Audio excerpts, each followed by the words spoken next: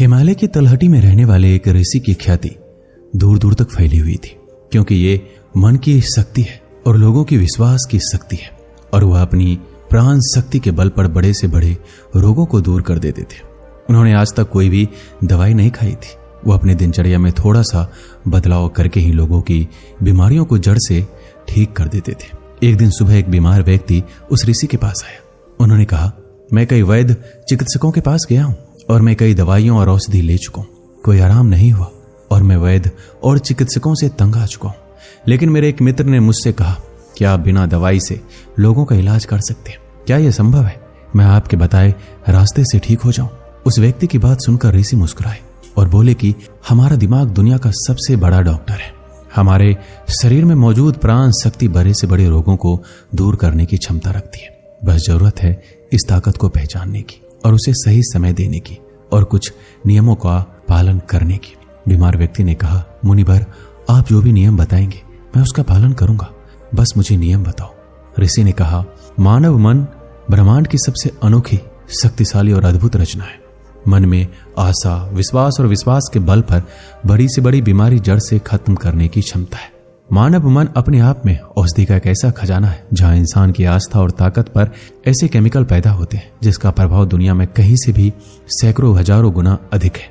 हम सभी के पास किसी भी बीमारी से मुक्त होने का एक ऐसा सहज तंत्र है जिसे कोई भी व्यक्ति भावनाओं में परिवर्तन लाकर सक्रिय कर सकता है। जब हम अपने मन को विश्वास दिलाते हैं कि ये रोग ठीक हो सकता है, तब हमारे दिमाग से ऐसे रसायन निकलने लगते हैं कि शरीर के रोग बिना किसी दवा के ठीक होने लगते हैं। मन की शक्ति द्वारा आत्मा की शक्ति को उपयोग करके किसी भी रोग को ठीक करने के लिए आपको 12 नियमों का पालन करना है। पहला, अटूट विश्वास कि आप ठीक हो सकते हैं। हम सभी के शरीर में एक बुद्धि होती है और यही बुद्धि हमारे शरीर को चलाती है। ये बुद्धि एक दैवीय शक्ति की तरह काम करती है और इसके लिए हर बीमारी का इलाज संभव है। आपको बस इतना करना है कि अपने आंतरिक ज्ञान से जुड़ना है और ये विश्वास दिलाना है कि आप बिल्कुल ठीक हैं। ये बुद्धि हमें जीवन देती है और हम इससे हर समय जुड़े रहते हैं। जैसे ही हम 1 मिनट के लिए भी इस बुद्धि से अलग हो जाते हैं, हम बीमार पड़ जाते हैं और हमारे शरीर का संतुलन बिगड़ जाता है और हम तरह तरह की बीमारियों से घिरे रहते हैं। बुद्धि का अर्थ है हमारे जीवन का वह चेतना जिसे हम चेतन मन भी कहते हैं। मन की सारी शक्ति हमारे अवचेतन मन के पास है। ये वो जगह है जहां हमारे सभी सवालों का निहित है।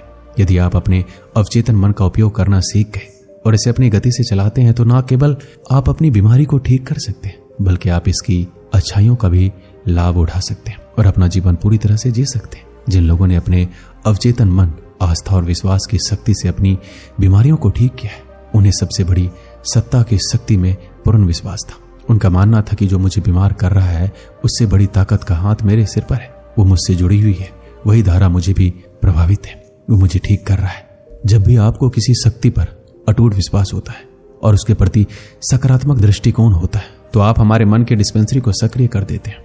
रोगों को ठीक करने के लिए जिस भी रसायन की आवश्यकता होती है, हमारे अवचेतन मन में उस रसायन को बनाने की शक्ति होती है। इन रसायनों को इस तरह से बनाई जाती है कि हमारे पितृ तंत्र को मजबूत करती है, रोगों से लड़ने की हमारी क्षमता को मजबूत करता है, जीवन शक्ति को पुष्ट करता है। यदि आप बीमारी से ठीक होना चाहते हैं तो आपको और अधिक गहराई से विश्वास करना पड़ेगा कि आप ठीक हो सकते हैं। आपको यह मानना होगा कि जो शक्ति आपको कमजोर बना सकती है वह आपके अंदर की शक्ति से कम है, जिससे आप जो चाहे वो कर सकते हैं। आपके अंदर तंदुरुस्त रहने की शक्ति अधिक है, जिससे आप तंदुरुस्त कर सकते हैं।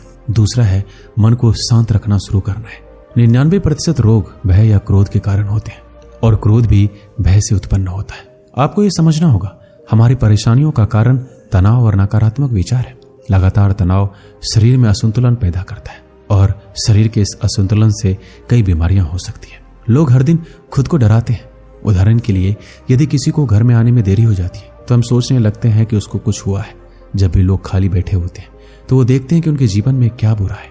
वो हमेशा किसी न किसी बात को लेकर तनाव में रहते हैं, जैसे कि हम कब शादी करेंगे, ना जाने कब नौकरी लगेगी, ना जाने कब घर बनेगा, मैं ये नहीं जानता, मैं वो नहीं जानता। वह लोग इन सब बातों को समझकर भी डरते हैं। लेकिन समस्या ये है कि अवचेतन मन कल्पना और वास्तविकता के बीच अंतर नहीं जानता। जब हम इस तरह के नकारात्मक विचार पैदा करते हैं तो हमारा अवचेतन मन उसे सच मान लेता है और ऐसा लगने लगता है कि वास्तव में आपके ऊपर ऐसा सिद्ध तलवार लटका हुआ है जो कभी भी उनकी सेहत, रिश्तों और जिंदगी को बर्बाद कर सकता है। और इसी तरह हमारा अवचेतन मन हमेशा डरा हुआ रहता है। जो शरीर के अंदर ऐसे नकारात्मक रसायन पैदा करते जो गंभीर बीमारियों का कारण बनते। अब उसका उपाय क्या है? इसका समाधान यह है कि आप अपने बारे में नकारात्मक कहानियां बनाना बंद करें और समस्या के समाधान पर काम करना शुरू करें। इसके अलावा मन को शांत करने का बहुत ही कारगर उपाय है। मन की सारी गंदी बातें निकालने के लिए हम क्या करें? मन में जो भी नकारात्मक विचार हो, क्रोध, पीड़ा, चिड़चिड़ापन, पिछली बुरी घटनाएं, उन विचारों को एक कागज के टुकड़े पर लिख लें जो आपको परेशान करते हैं। लिखने के बाद ना तो खुद पढ़िए ना ही किसी और को पढ़वाइए, बस इस कागज को आग में जला दीजिए। इससे हमारे दिमाग में एक ही संदेश पहुंचता है कि हमारे नकारात्मक विचार एक ऐसे कागज पर निकले तो यहाँ मन आपको अविश्वसनीय शांति देगा और कोई भी रोग सुंदर शांत शरीर में नहीं रह सकता। ऋषि ने कहा कि तीसरी बात यह है कि लोगों को क्षमा कीजिए। यदि आप ठीक होना चाहते हैं तो आपको पहले यह पता लगाना होगा कि आप किसे क्षमा करना चाहते हैं। जब तक आप अपने मन से दूसरों को मुक्त नहीं करते तब तक हम स्वयं को मुक्त नहीं कर सकते। दूसरों को आजाद करके हम दूसरों को नहीं बल्कि खुद को आजाद करते हैं। अपने मन को मुक्त करें और इसे शांत करें, इसलिए क्षमा करें और आगे बढ़ें। एक घर था और घर में यह नियम था कि कोई कूड़ा कचरा बाहर ना फेंके। धीरे धीरे घर में काफी कचरा जमा हो गया और घर से कचरे की बदबू आने लगी। वहां कीड़े पैदा होने लगे और धीरे धीरे घर के लोग बीमार होने लगे। ये सिर्फ उनके घर की कहानी नहीं है, ये हमारे मन और शरीर की भी कहानी है। मन की यह आदत है कि वह सभी नकारात्मक विचारों को अपने अंदर रखता है। किसने हमें दगा दिया, कौन हमसे लड़ा, किसने हमें नीचा दिखाया, ये एक तरह की नकारात्मक घटनाएं है जो हमारे दिमाग में हमेशा घूमती रहती है और इस तरह हम अपने जीवन में आने वाले अच्छे अवसरों पर ध्यान नहीं देते। इस नेगेटिव विचार की वजह से हम रोजमर्रा के जीवन में हमेशा तनाव में घुटते रहते हैं। 90% लोग इसी स्थिति में जीवन जीते। हम अपने घर में पुराना कूड़ा कचरा एक दिन के लिए नहीं रखते क्योंकि दूसरे ही दिन उसमें से बदबू आने लगती है, लेकिन लोग बहुत पुरानी बातों को अपने मन में बिठा के रखते हैं, गुस्सा और ईर्ष्या रखते हैं और फिर कहते हैं कि हमारी बीमारी तो ठीक ही नहीं हो रही। जब तक हम लोगों को माफ नहीं करेंगे तब तक हम उन बातों को अपने दिमाग से कैसे निकालेंगे? और आपको लगता है कि ये सिर्फ एक विचार है, लेकिन ये सड़े हुए कचरे का एक टुकड़ा है जो अभी तक दिमाग से नहीं निकला है और अंदर ही अंदर महक पैदा कर रहा है। जब तक हम अपना जीवन नकारात्मक सोच के साथ जीते तो हम रसायनों को खत्म करना शुरू कर देते हैं क्योंकि ये हमें स्वस्थ रखते हैं, हमें जवान बनाए रखते हैं। चौथा नियम, वर्तमान में जीना शुरू कर दो। जब हम अतीत में रहते हैं तो पछतावे से भरे रहते हैं। जीवन की सुंदरता वर्तमान के जीने में है। पांचवा नियम, खुद से प्यार करना सीखो। साल बीत जाता है लेकिन लोग कभी अपने बारे में खुद से बात नहीं करते। उन्हें यह भी नहीं पता कि उनका पसंदीदा खाना क्या है, उन्हें क्या पसंद है। वो खुद के लिए समय बिताना भूल जाते हैं। अगर आप अच्छा रहना चाहते हैं तो आपको खुद से प्यार करना होगा। छठा नियम, सकारात्मक सोचो। हर दिन की शुरुआत इस सवाल से करें कि मैं सबसे बड़ा रोल मॉडल कैसे बन सकता हूँ। आप में से ज्यादातर लोग सुबह उठने के बाद अपनी समस्याओं के बारे में सोचते हैं और ज्यादातर मुसीबतें उनकी अतीत की यादें हैं। जैसे ही वह अपनी समस्याओं के बारे में सोचते हैं अपने अतीत के बारे में सोचने लग जाते हैं। हमारे शारीरिक स्थिति का सीधा संबंध हमारी मानसिक स्थिति से होता है। जब हम दिन का शुरुआत सकारात्मकता के साथ करेंगे तो हमारा शरीर भी स्वस्थ रहेगा। हर दिन 10 मिनट के लिए अपनी आंखें बंद करके बैठे और कल्पना करें कि आप ठीक हो रहे हैं। सातवां नियम, अपने जीवन का उद्देश्य खोजें। लोग बीमार हो जाते हैं क्योंकि उन्हें लगता है उनका जीवन व्यर्थ है। उनके जीवन में अब करने को कुछ भी नहीं है, उनके जीवन में कोई उद्देश्य नहीं है और वो अपने जीवन में समय से पहले ही बूढ़ा महसूस करने लगते हैं। लंबे स्वास्थ्य के लिए जीवन में किसी भी लक्ष्य का होना बेहद आवश्यक है। इसका मतलब है कि आपके पास हर दिन बिस्तर से उठने की कोई वजह होनी चाहिए। जब हमें लगता है कि हमारे जीवन का कोई अर्थ है और हम किसी उद्देश्य से जुड़े हुए हैं, हम खुश अधिक होते हैं, ऊर्जावान और तरोताजा महसूस करते हैं। आठवां नियम, गहरी सांस लेने की कोशिश करें।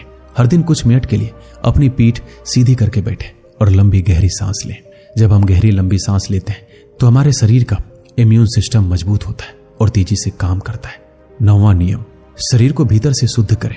भोजन को पूरी तरह से पचने में लगभग 16 से 18 घंटे का समय लगता है और कई बार तो मांसाहारी भोजन को पचाने में 24 घंटे से भी अधिक समय लगता है। लेकिन लोग हर कुछ घंटे में भोजन करते हैं। इससे पूरा खाना ठीक से पच नहीं पाता है और नया खाना आ जाता है। भोजन के ऐसे पाचन के कारण ये चटकर हमारे आंतों के दीवार पर आ जाता है और ये सड़ा हुआ भोजन हमारे रक्त के माध्यम से पूरे शरीर में फैलता है और तरह तरह की बीमारियां पैदा करता है। इससे बचने के लिए व्यक्ति को प्रतिदिन 16 घंटे या सप्ताह में 24 घंटे का उपवास जरूर रखना चाहिए ताकि हमारे प्राण शक्ति भोजन को पचाने के कार्य से मुक्त हो सके। 10वां नियम, ब्रह्मांड की शक्ति को धन्यवाद दो। आपके पास जो कुछ भी है, अच्छा घर, अच्छा धन, उसके लिए ब्रह्मांड को धन्यवाद दीजिए। ब्रह्मांड और लोगों के प्रति कृतज्ञ होना हमारे अंदर से परिपूर्ण महसूस कराता है।